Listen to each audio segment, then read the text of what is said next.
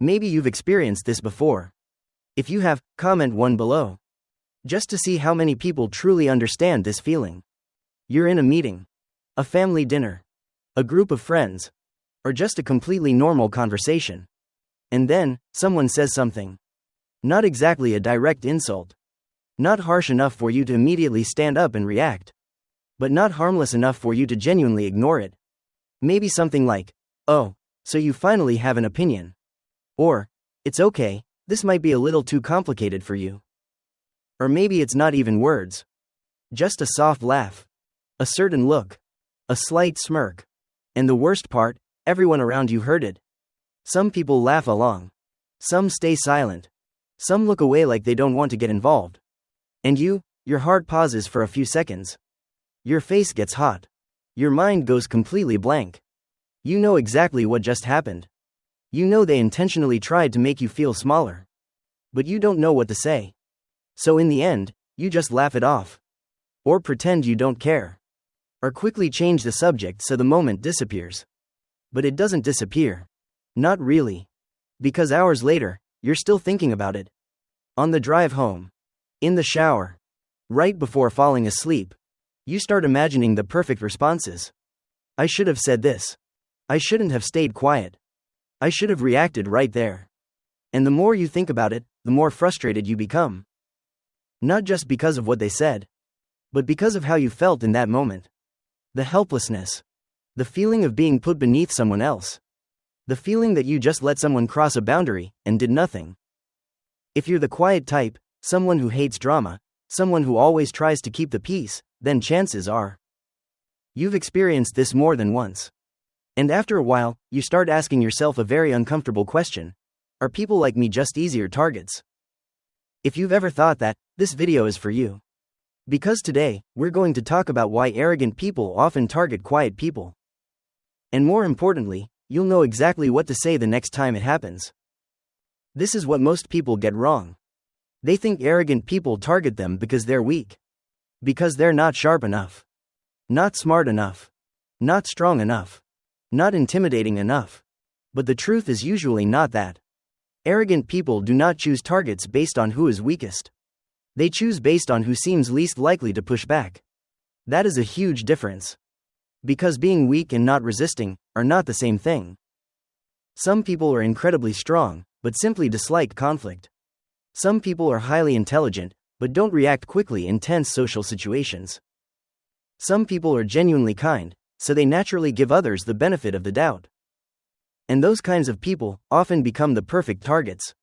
Because arrogant people are not really searching for truth. They are not looking for a fair discussion.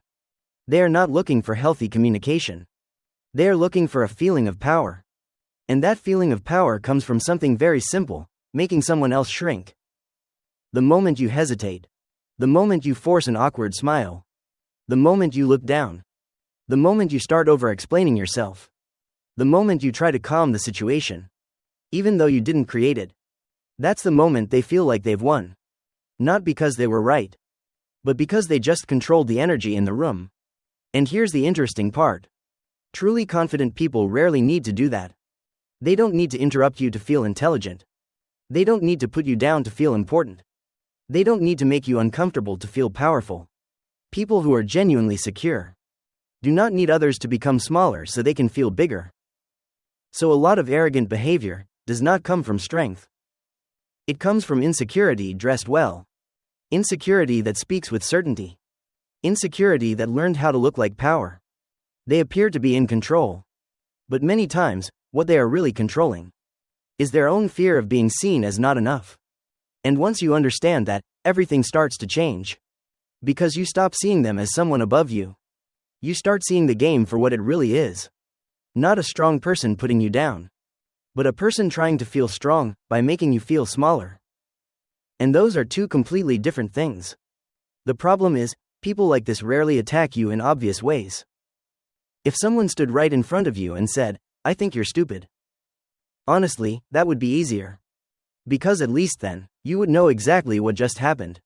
You would know a boundary had been crossed. You would know it was disrespect. And you would have a clear reason to respond. But arrogant people rarely play that game. They play in much more subtle ways. They say things that are just uncomfortable enough to make you feel insulted, but vague enough that if you react, they can immediately step back. For example, "Oh, I was just joking. You're being too sensitive. That's not what I meant. Don't make it such a big deal." That's the game. Because when everything stays blurry, they keep the advantage. If you stay silent, they win. If you react too strongly, they still win. Because now, you look like the one who lost control. And this is why quiet people often get trapped. Not because they're weak, but because they have a conscience. They ask themselves, "Did I misunderstand that? Am I overreacting? Maybe they were actually just joking." Meanwhile, the other person is not confused at all. Because they know exactly what they're doing. They're testing limits. Little by little. First, it's an interruption. Then a dismissive look. Then a helpful comment that subtly puts you down. Then a joke in front of other people. Then another time. And another. Until the dynamic gets established. You become the person who gets interrupted. The person who has to explain themselves. The person who laughs things off. The person who keeps adjusting to keep everything smooth. And they become the one controlling the rhythm of the conversation. And the most dangerous part is this: it rarely starts with something big. It starts with something tiny. So small that you ignore it. So small that you convince yourself it's not worth reacting to. But that's exactly how boundaries get eroded. No one walks into your life on day one and openly disrespects you. They test. They observe. They watch how you respond. And if you do nothing, they learn something. That the door is open. That this is a place where they can go further. And if you've ever asked yourself, why do they keep targeting me? Sometimes, the answer is painfully simple, because they tried before and met no resistance. If you've made it this far and you're thinking, so, do I need to become cold, sharp, and quick-witted like a movie character just to stop this from happening? No. Absolutely not.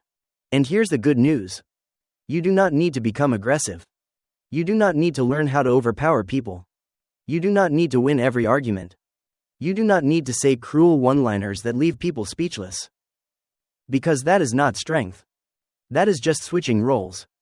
From the person being mistreated, to the person mistreating others. And that is not what we are doing here. What you actually need is not to become louder, but to become steadier. Because many people think the way to handle arrogant people is to hit back harder. But the truth is, most people like that survive on your reaction. They need you to feel uncomfortable. They need you to over-explain yourself. They need you to become defensive. They need you to lose emotional control. Because that is what gives them a sense of power. So sometimes, the strongest move is not to attack back. It's to refuse to play the game they want. And that's why in the next part, I'm going to give you extremely simple phrases. Short. Calm. No yelling required. No drama. Number 200 IQ comeback needed in the moment. Just simple lines that are enough to stop the game. Shift the power in the conversation. And make the other person realize you are no longer someone whose boundaries can be casually tested. But before we get there, remember one thing. These phrases only work, not because the words themselves sound cool, but because of how you say them. Calmly. Without rushing. Without trying to prove anything. Because the moment you start trying to prove your worth, you have already stepped directly into their game. So, let's start with the first phrase. And this may be the most useful one of all, when someone tries to insult you in a vague, indirect way. The first phrase is, "What do you mean by that?" Sounds simple, right? But do not underestimate it. Because this is one of the most uncomfortable questions. For people who like putting others down through subtle ambiguity. Because their entire game only works when things stay unclear. They need to say something just uncomfortable enough to make you feel attacked, but vague enough that if you react, they can immediately step back. "I was just joking. You misunderstood. Wow, you're so sensitive." But the moment you look at them calmly and simply ask, "What do you mean by that?" everything changes. Because now, they are forced to do one of two things. Either clearly explain what they were implying, or back away. And both options make them lose their advantage. For example, someone says in front of a group, "Oh, so you finally decided to speak." Normally, most people would force an awkward laugh. Or start explaining, "No, What I meant was wrong. Because the moment you start explaining, you place yourself in the lower position. Instead, just look at them. Pause for a second. And ask, what do you mean by that? No smiling. No anger. No sarcasm. Just calm. And then, something strange happens. The energy in the room shifts. Because now, people are no longer looking at you. They're looking at the other person, waiting to see how they explain themselves. And a lot of people will start stumbling, or laugh awkwardly, or say, oh, nothing. Exactly. Because they do not want to clearly say the ugly thing they were trying to disguise. If someone has ever hit you with one of those just joking insults, comment too. I genuinely want to know how many people have experienced this. Because this is one of the most common forms of social manipulation. It makes you doubt yourself. It makes you ask, am I overthinking this? But no.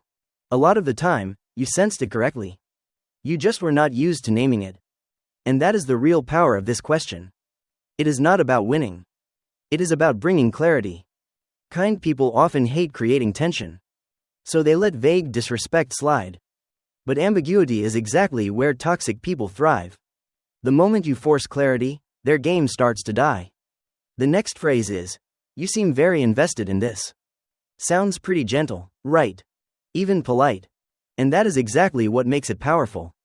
Because pay attention to how arrogant people usually operate. They like to appear rational, calm, objective, like they're somehow above the situation. While you, if you start getting visibly frustrated, immediately look like the emotional one. And that is exactly the advantage they want. They want you to become reactive. They want you to start explaining yourself. They want you to prove that you're not wrong. Because in that moment, they hold the power. But this phrase flips the entire spotlight. Because instead of arguing about who is right, you are quietly introducing a different question. Why are you so emotionally invested in this? For example, you're sharing an opinion, and someone keeps interrupting, pushing back, cutting you off, correcting every tiny detail. Not to understand, but to win. Normally, you would start feeling tense. Start defending yourself. Wrong. Instead, just pause. Look at them. And say, you seem very invested in this. Then stop. Do not explain further. Do not awkwardly laugh afterward. Do not soften it. Just let the sentence sit there. Because what just happened is this, the spotlight moved. Now, people are no longer thinking, who's right? They start thinking, why is this person pushing so hard? And that is where arrogant people become uncomfortable. Because they like looking like the one in control. Not like the one being emotionally pulled around. If you've ever dealt with someone who always has to win every conversation, comment 3. I guarantee a lot of people already have someone in mind. A coworker, a boss, a family member, a friend, maybe even a partner. Someone who always needs the final word. Always needs to correct you. Always needs to add something, just to position themselves slightly higher. And the interesting part is this, people like that are often not nearly as confident as they appear. Truly confident people do not need to win every conversation. They do not need to correct every tiny detail. They do not need to constantly prove they are sharper than everyone else. Only people who tie their self-worth to being right need that. And when you gently reflect that back, not with an attack, but with calm observation, the game starts losing its power. The next phrase is, I'll keep that in mind. At first, it sounds like surrender. Like you're agreeing. Like you're letting them win. But in reality, this is one of the most frustrating responses. For people who like putting others down under the disguise of helping. You know the type, right? They do not insult you directly. No. They do it in a more polite way. I'm just trying to give you advice. I think you should be more realistic. If I were you, I would have handled that better. I'm only trying to help. It sounds kind. But the feeling it leaves behind is not. Because the real goal is not to help. It is to position themselves higher. The wiser one. The more experienced one. The one with the authority to judge you. And what is the trap here? The trap is that they want you to argue. They want you to start explaining yourself. Start defending your choices. Start proving that you're not as clueless as they just subtly implied. And the moment you do that, you've stepped directly into the game they prepared for you. But instead, if you simply look at them, stay calm, and say, "I'll keep that in mind," then move on, everything stops. Because you just did something very interesting. You received their words, but you did not hand them power. You acknowledged that they said something, but you did not confirm they were right. You did not argue. You did not push back. You did not defend yourself. You simply closed the door. And people who thrive on verbal pressure hate that. Because now they have nothing to grab onto. No resistance. No drama. No fight. No reward. If you've ever dealt with someone who constantly gives advice, but somehow always makes you feel smaller, comment 4. I guarantee a lot of people are already laughing. Because one very specific person came to mind. And here's something interesting. People like that are often not truly trying to help you grow. Someone who genuinely wants to help does not make you feel diminished. They do not give advice just to show superiority. They do not choose the perfect public moment to teach you something. They do not turn feedback into a tool for status. Kind people offer feedback to build you up. Arrogant people offer feedback to establish power. That is the difference. And the phrase, "I'll keep that in mind," works because it refuses that hidden battle. It communicates something very clearly: I heard you, but I do not owe you a debate. And sometimes, that is the most mature form of strength. And then, there are moments when things are no longer subtle. No more half jokes. No more helpful advice. No more small interruptions. But a moment when someone truly decides to make you the target. In front of other people. Publicly. Deliberately. Relentlessly. If you've ever experienced that moment, you know exactly how it feels. Someone keeps going. One comment after another. Each one pushing a little further. And you sit there, heart racing. Mind working at full speed. Trying to find something smart enough to say back. But the harder you think, the emptier your mind becomes. And afterward, the part that hurts the most is not what they said. It's the fact that you said nothing. For moments like that, this is the final phrase. And maybe the strongest one. Are you finished? Just 3 words. No yelling. No sarcasm. No sharp tone. No anger. Just calm. Like you're asking someone if they're done reading the menu. Are you finished? And the reason this works is because it destroys the entire performance. Because understand this. People who publicly try to put you down are usually not just talking to you. They are performing. For the room. For the audience. For the people watching. They want to build momentum. Create pressure. Make you crack. But when you simply look at them and ask, "Are you finished?" you instantly turn that entire performance into a minor inconvenience. Not a threat. Not something intimidating. Just annoying. And that is deeply frustrating for people who live off social power. Because all the energy they poured into the moment just failed to create the reaction they wanted. But here is the most important part of this entire video. It is not the phrases. Not the tactics. Not the wording. It is what exists underneath all of that. Belief. Because the truth is, most people who get their boundaries constantly tested do not lack responses. They lack a deeper belief. The belief that says, "I deserve respect." Not because they earned it. Not because they proved they were smart enough first. Not because they became funny enough. Successful enough. Sharp enough. Strong enough. But simply because they are human. And a lot of quiet people do not truly believe that. Deep down, they still carry thoughts like, maybe I'm overreacting. Maybe I should stay quiet to keep the peace. Maybe this isn't worth making a big deal about. And unfortunately, people who like testing others can sense that very quickly. Not because they're geniuses, but because they've played this game many times. They can read hesitation, uncertainty, the fear of upsetting others, the need to be accepted. And that becomes the open door. But when your internal belief changes, everything changes. Not because you become more aggressive, but because your signal changes. You no longer carry the energy of someone asking permission to exist. You no longer speak like you need approval. You no longer laugh to soften disrespect. You no longer automatically shrink to keep the peace. And that is when people like this become confused. Because the old strategy stops working. If you've made it this far, and realized you often stay silent just to avoid drama, comment 5. Not to shame yourself, but to be honest.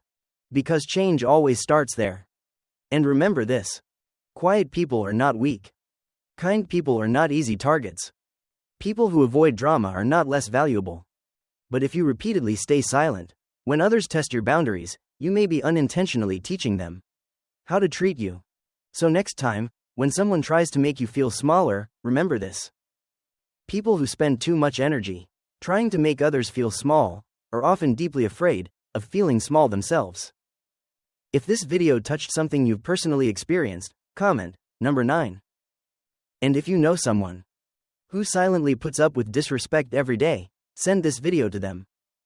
Because sometimes, the thing that changes someone's life is simply the first moment they realize they have the right to stop becoming smaller for other people.